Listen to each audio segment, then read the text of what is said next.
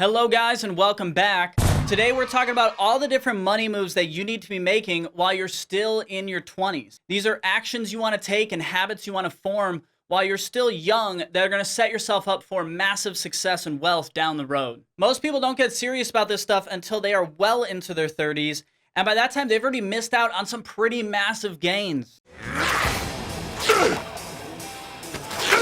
If you know about the magic of compound interest, then you know that the most effective way to get rich is to save and invest a lot of money and let it grow over very long periods of time. Now, obviously, this applies directly to your finances, but it also applies to all the different areas of your life, your behavior, the habits that you form, the relationships you build. All of these things are going to compound and continue to give more and more back to you over time. So the quicker you learn these simple lessons and get them implemented, the quicker you're going to be able to start compounding these gains and start taking more and more back from them. Now keep in mind, as usual, I am talking directly to those of you who know that you are destined to escape the 9-to-5 grind and live a life that's different than most people. Some of the advice I talk about in this video, like how I recommend using credit cards or how I think budgeting is a waste of time, this is terrible advice for the average person who's happiest when they're working for other people and being told what to do. I will only need two things, a roll of duct tape and a knife. I'm on it. But for those of you who are ready to work hard and be the boss, you need to get rolling and make these money moves immediately. The very first thing you've got to do when you're ready to kind of become the person that you're destined to be is just grow the hell up. When you're a kid, your parents are taking care of you, both literally and legally. They're giving you money, they're filing your taxes, they're driving you around, they're literally doing everything for you. Aww. The truth is, there's a lot of people out there that are well over 30 years old that are still children. There's no age limit that just automatically turns you into an adult. You decide when you want to become an adult, when you want to become responsible, and you want to become the person that you're destined to be.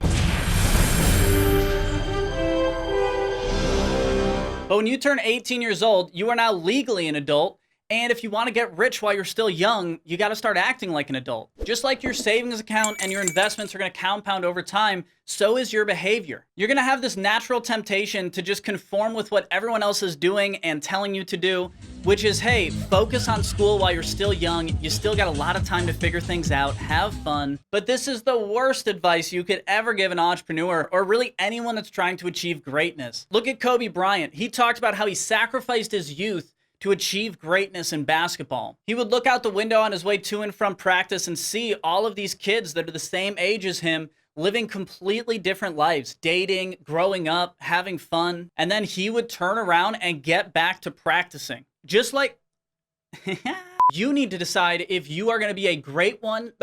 You do need to be Fucking remembering your fucking lines. I practiced them and now I don't look like I goddamn practiced them. You need to decide if you're going to be an average person or a great one. Great people sacrifice TV shows and movies.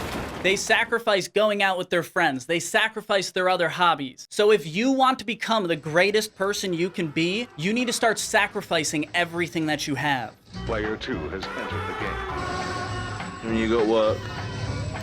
Player 2 has left the game. No more video games, no more music festivals, no more nights straight out of the Superbad movie. Becoming the greatest version of yourself is not a fun process. It's painful and it sucks. But in the long run, it's the most fulfilling thing you can possibly do with your life. Another part of growing up and becoming great is learning how to take care of yourself. No matter what happens in your career, you can pick yourself up and just keep on going. But once your body falls apart and your health starts failing, now things are out of your control. Milk was a bad choice. Our brains evolved to conserve energy. And when you're sitting around doing nothing, you're not lifting weights, you're not burning yourself out physically, your brain takes that as a signal to shrink itself and start dying. So get passionate about exercise and taking care of your body while you're still young. It's really important to do that early and don't wait on that one until you're 30 or 40. That is way too late. Put it in your mouth and just eat it. Take a God, bite. I hate it. I don't care whether you hate it. Get passionate about taking care of your body now while you're still young. And also get into the habit of brushing and flossing your teeth all the time.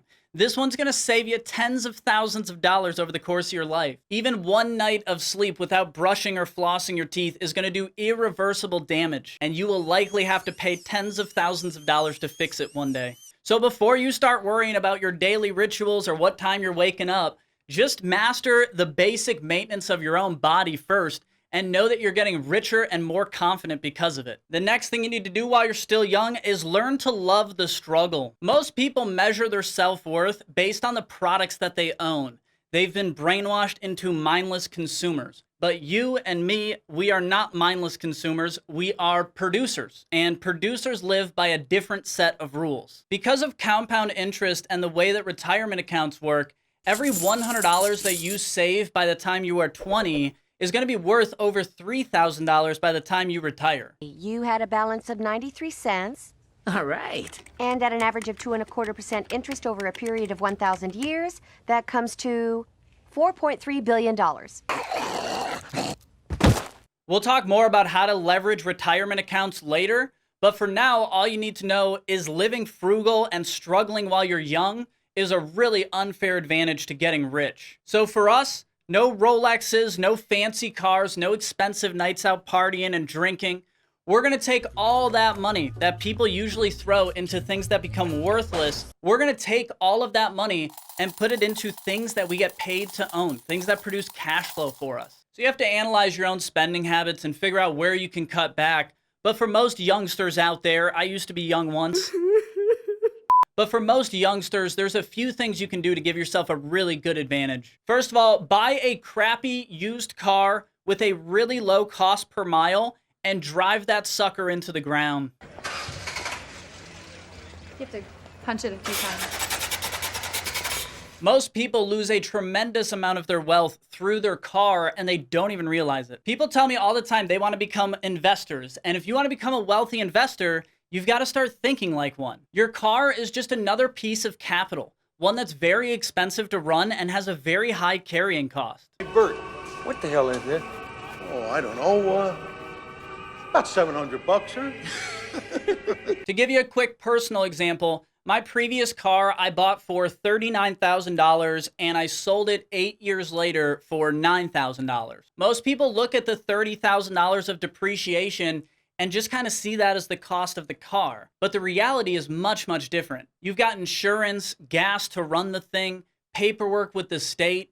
It was like $3,000 a year on average just to maintain the thing. And this was a personal vehicle. And all of that money is being paid post-tax. So add another 25% because I have to pay taxes on the money that I put into the car. When I sat down and calculated it all out for this video, my true cost of ownership for that car over 8 years, it was $11,500 per year it was draining out of my net worth. That's over $92,000 that I could have deployed anywhere else. So drive a nice, crappy, used car and be proud knowing that you're getting rich doing it. Never be ashamed of your frugal lifestyle. Hey, if you want to take this class, you're going to have to pay for it. Dancing in the dance class. You are not dancing. And laugh at the guys like me that are blowing our retirement on silly little cars. What an idiot. And on the same note, live with your parents as long as you can. Hey, Mom! The meatloaf! Don't let other people's expectations pressure you into paying rent before you have to. Rent is just money that flies off your balance sheet and goes nowhere. If I could do it all over again, I would not move out of my parents' house until I had an opportunity to do what's called house hacking, which is a really cool thing, really good opportunity that more young people should be taking advantage of. House hacking is where you move into a house that's larger than what you actually need. Maybe it's a duplex or a multi-unit apartment or a townhouse, and then you rent out all of the additional space and manage the property while you're living there, and all of that rent pays off your mortgage. Almost every kid is going to go through a period where they're paying rent at college or living with roommates. So if you're going to be living with friends anyways, it's just a no-brainer to do this. Buy an apartment, buy a townhouse, and live with your friends while they pay it off for you. By the time you're ready to move out, you're going to have a cash flow producing property that's paying you to own it, and you're going to be well on your way to financial freedom. Now, I personally would not be able to do house hacking now,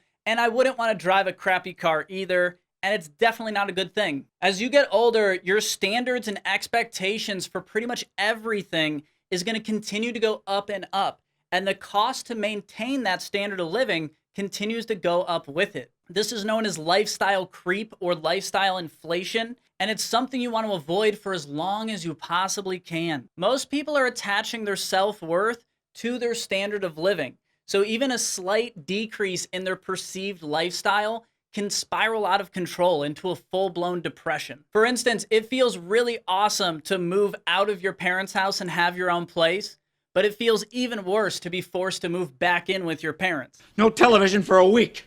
What? So you need to attach your self-worth to your skills and the results that you're driving and the effort that you're putting in, rather than what people think about you or the products that you currently own. Because once you buy a really high quality OLED TV and a really nice high quality sound system, it's really hard to go back, and it's really expensive to maintain those things. I want to show you something. A lot of people in the room, you need more space. Voila, right into the wall. Wow. Now, personally, I've never ran a budget for myself, and I'd never plan on doing it. I'm in this game for financial freedom, so running a budget every month is really time consuming and it's very restrictive. Now, if you've got an extremely stable 9-to-5 job and you know what your income's gonna be, you know what your expenses are gonna be, then budget away. But for entrepreneurs whose income and expenses are constantly fluctuating and changing, I find it easier to just keep good, up-to-date financial records. Keep your books and your financial statements, QuickBooks and everything, keep that in good order and make financial decisions based on that. So whether it's QuickBooks or an app like Personal Capital or whatever, make sure you have something to aggregate all of your transactions so you can go back every month and analyze your spending habits. What gets measured gets managed, so you do need to be tracking your net worth and watching these things over time. And that leads me to my next point, which is you need to be thinking like a wealthy investor if you want to become one. You need to be brutally focused on the ROI, the return on investment, for every decision that you make. What is this investment of your time or money actually going to produce for you? How quick are you going to get it back? Thinking like this is going to force you to realize that most people are making really bad investments every single day. Hey! My name's Alan and I bought a giraffe! Most people are never getting the money they spend back. And even worse, most people are actually spending money just to spend more money. For instance, most people think about purchasing something like an Xbox at $500. They think the cost is just $500. But you've got $100+ per year in game costs. You've got Xbox Live fees. Thor, he's back. That kid on the TV just called me a dickhead again. You got accessories that you gotta buy. All of this is being paid post-tax. But the truly horrifying thing that happens is you've just paid thousands of dollars to waste so much time, build no skills, and ultimately lose millions of dollars in retirement. All of that time you could be developing skills and making money to put into your retirement account, you're gonna be playing video games and spending money there instead. This is what I call spending money to lose money, and it's how most people spend their money. The ROI on most of what people invest their time and money into is terrible, and they end up broke because of it. Help me, I'm poor. But it gets worse, guys, because most people can't even figure out if they're broke or not. Learn about financial statements like profit and loss statements and balance sheets and how to read them and how they affect each other. That's a write-off? Yeah. Do you even know what a write-off is? Even myself, I'm not actually constructing and running financial statements for myself every month like I would for my companies, but I am constantly thinking about how my decisions and behaviors and expenditures are going to affect my personal P&L and my personal balance sheet. Oh, yeah. Svenja. You guys know what these long videos do to my back? I'm doing it for you guys. Appreciate you. Oh, all right. Shoot this bitch. Your P&L is your profit and loss statement, and that basically shows your profits and your losses. It's going to show you over the past week or month or year or whatever, what money came in, what money went out, and what's left over. So your P&L is extremely useful to figure out if you're actually making or losing money over a certain period of time. And then you've got your balance sheet. Your balance sheet is just a list of everything that you own versus everything that you owe other people. I'm not sure what to do with my hands.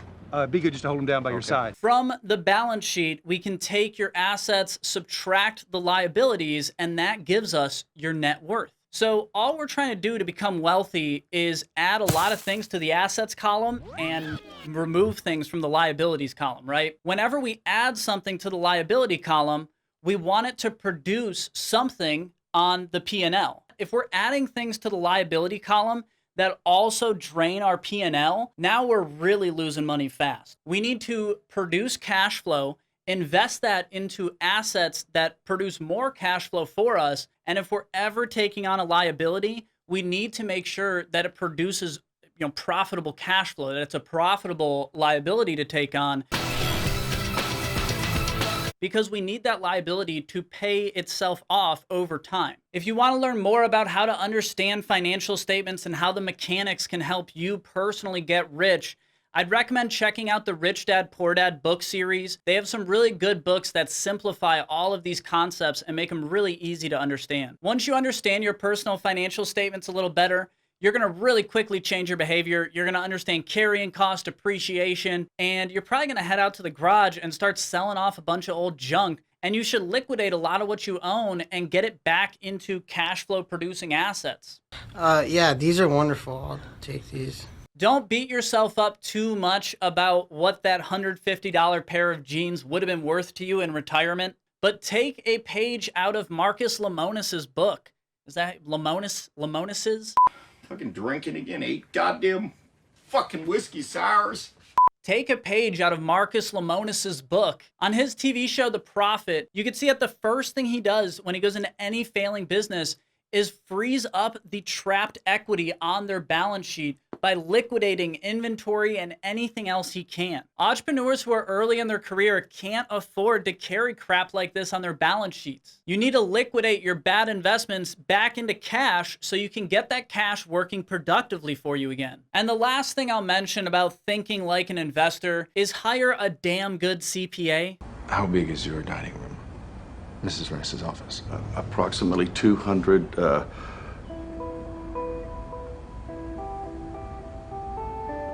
Well, make it 300 square feet. I've never seen a situation where hiring a great CPA didn't pay itself off. It's almost always a profitable investment. And if I could do it all over again, I would have developed a strong relationship with a great CPA much earlier in my career. The earlier, the better. All right, guys. Well, I got a lot more video for you, but this is already, just like I always do, has gone way over the 10-minute mark where I try to land for you guys. I got a lot more content for you guys on this topic. We're going to break this into a 2-part series, maybe a 3-part series. This video kind of covered all of the mindset shifts that you need to make, the habits, the behaviors. How do you need to actually change your thinking and how you're attacking your everyday life? The next video is going to cover all of the financial stuff. What do I recommend in terms of how to actually spend money, how to invest your money, which accounts do we need to get set up? All of these things will be covered in the next video. And hopefully this video, honestly, these behaviors are going to compound better. If you make these changes early in your life, these things are going to compound and pay you back so much money, it's going to blow your mind. Most people never develop these skills. Most people never develop these ways of thinking. Like we talked about, most people out there are still children. We're living through the youthification of culture, and it's just getting worse. So there's never been less competition for those of you who are ready to stand up and become adults and become leaders. So make that mindset shift. Take on the responsibility. Embrace the shift. Embrace the struggle. And I will see you at the top of the mountain. But in reality, I'll see you in the next video, which will get out in a few days. Hopefully you guys like this one. Give me a like, thumbs up, comment below, all that good stuff. Subscribe. See you guys later. Hey guys, this is an end screen. I've never done an end screen before. First one I've ever done. I think they're supposed to be like 8 to 15 seconds. Up over here, there should be some other video, and over here, there'll be another video. In the future, once the 2 parts are actually done, or the 3 parts, we'll make those videos over here, and it'll be pretty cool. I guess subscribe and like and stuff. Until then, see you guys.